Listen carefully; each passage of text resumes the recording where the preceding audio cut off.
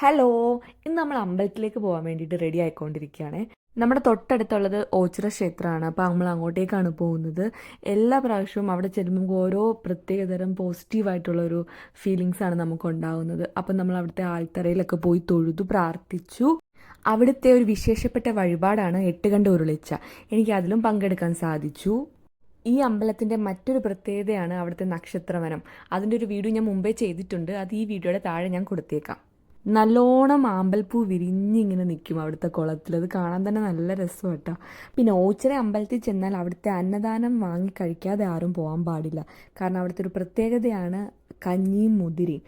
കാരണം നമ്മൾ കഞ്ഞി വാങ്ങി കുടിക്കുന്നതിനേക്കാട്ടിലും നല്ലത് നമ്മൾ അത് വാങ്ങി മറ്റൊരാൾക്ക് കൊടുക്കുമ്പോഴാണ് കൂടുതൽ പുണ്യം കിട്ടുന്നതെന്നാണ് പറയുന്നത്. അങ്ങനെ നമ്മൾ അവിടുന്ന് കഞ്ഞിയൊക്കെ വാങ്ങിച്ച് നേരെ മാമൻ്റെ വീട്ടിലേക്കാണ് പോയത്.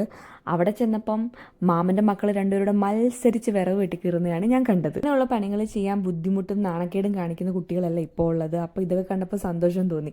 അപ്പോൾ എന്തായാലും മത്സരിച്ച് വെട്ടിയാണെങ്കിലും വിറവ് എന്തായാലും എല്ലാം വെട്ടിക്കീറിയിട്ടുണ്ട്. അപ്പോൾ ഇത്രയേ ഉള്ളൂ. ബൈ.